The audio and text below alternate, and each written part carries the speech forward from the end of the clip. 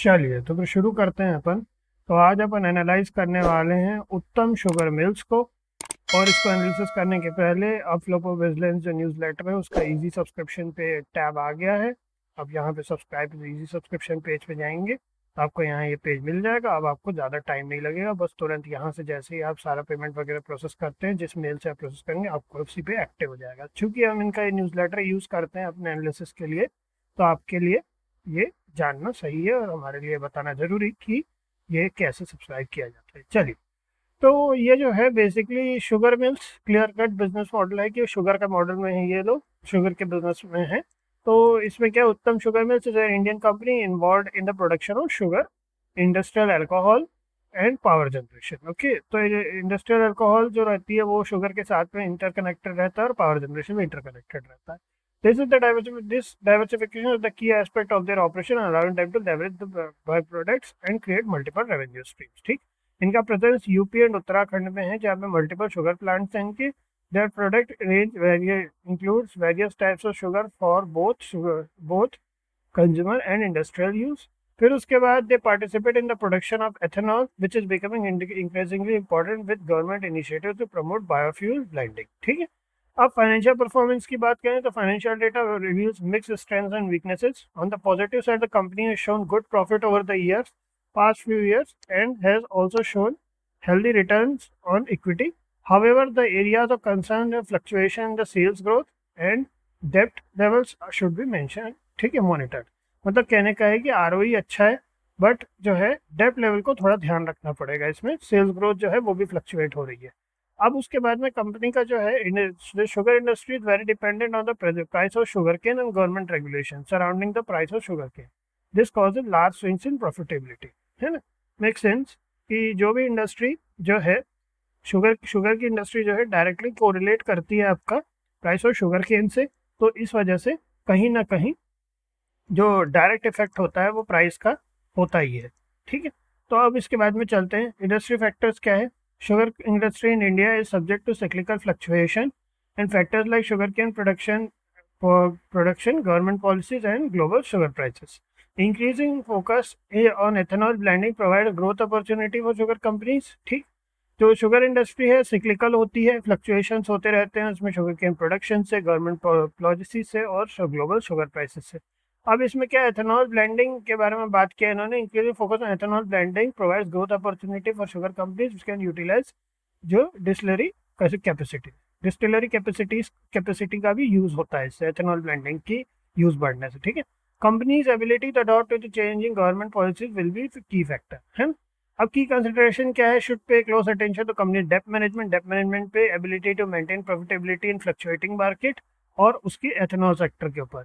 Company के बाद उसकी जो क्वार्टरली अर्निंग है उसको रिव्यू करना बहुत जरूरी है, जो भी अपन करने वाले हैं। फिर उसके बाद में company ability to manage raw material cost of sugar cane is very important. ठीक है, इन्वेस्टमेंट्स को इन्होंने इसको 6 का दिया है।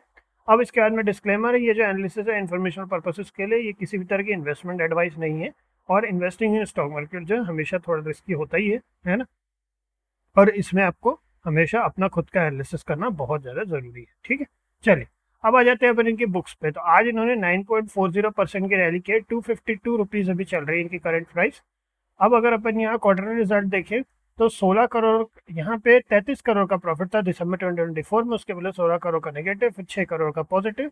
मेजोरिटी यहाँ पे आप देखेंगे तो क्वार्टर इनका प्रॉफिट में ही रहा है, एक क्वार्टर इनका नेगेटिव में फिर था, वो था 2022 में, सितंबर 2022, तो नियर बाय में, और 16 करोड़ का सितंबर 2024 में। अब यहाँ पे ईयर ऑन ईयर बेसिस पर देखें अपन, नेट प्रॉफिट तो 2024 में 132 करोड़ का प्रॉफिट था, फिर 124 में 135 करोड़, फिर 60 करोड़, 52 करोड़, 58 करोड़, 17 करोड़, 187 करोड़, 15 करोड़। ठीक है, तो इस तरीके से काफ़ी जो है बोलना चाहिए यहाँ पे प्रॉफिट तो अच्छा ही है और ग्रेजुअल ग्रोथ भी है। डिविडेंड पे आउट की बात करें तो डिविडेंड ये लास्ट 3 साल से पे आउट कर रहे हैं, 2022 से 6%, 8% एंड 7%। ठीक है, डिविडेंड पे आउट उतना कुछ खास नहीं है, बट ठीक है। चलिए, कैश फ्लो स्टेटमेंट की बात करें तो नेट नेगेटिव कैश फ्लो है -2 करोड़ का, हाईएस्ट पॉजिटिव कैश फ्लो जो है वो फाइनेंसिंग एक्टिविटी में 102 करोड़ का, और highest negative cash flow investing activity में -137 करोड़ का। उसके बाद में अगर अपन शेयर होल्डिंग पैटर्न की बात करें तो 74.39% प्रमोटर होल्डिंग है, एफआईएस की होल्डिंग 0.03% की, डीआईएस की होल्डिंग 0.00% की और पब्लिक होल्डिंग है 25.59%। अगर अपन यहाँ होल्डिंग की बात करें तो होल्डिंग कम हुई है समय के साथ। मार्च 2017 में, इनफैक्ट मार्च 2021 तक, 2021 तक इनका 75% होल्डिंग था। अब जो है उसके बाद लास्ट 3 साल में इन्होंने अपनी होल्डिंग थोड़ी सी कम की है, 74.39% हुआ है। ठीक है, तो ये इंटरेस्टिंग है। चलिए अब आ जाते हैं अपन इनके चार्ट पे। चार्ट के हिसाब से अगर अपन देखें, एक सेकेंड, ये कहाँ से, इसको अपन रिलोड कर देते हैं एक बार। क्या है कि इसमें तो अपन ने जो अभी यहाँ पे देखा, ओवरऑल फाइनेंसेस वगैरह ठीक है, इन द मिडिल है ना, बहुत ज़्यादा अच्छे हैं ना बहुत ज़्यादा बुरे हैं। अगर अपन यहाँ पे देखें तो एक यू पैटर्न पूरी तरह बना है इसमें 2007 में। जो यहाँ पे 2007, 2006, 2007 के समय की बात है। अगर अपन थोड़ा सा और जूम इन करें, ठीक है, यहाँ से देखिए कुछ समय में ही कोलैप्स हुआ, कोलैप्स होकर के पूरी तरह डाउन चला गया था, पूरी तरह। फिर एक यू पैटर्न बना करके वापस एक सर्टेन लेवल पे है और उसके बाद फिर यहाँ पे फॉल आ गया। जबकि अगर फाइनेंसिस की बात करें तो कंपनी के फाइनेंसिस ठीक है ना। लेकिन वही है, काफ़ी ज़्यादा रिस्की सा है, इसका पैटर्न भी बहुत ज़्यादा रिस्की है और थोड़ा सा है इशू इसमें।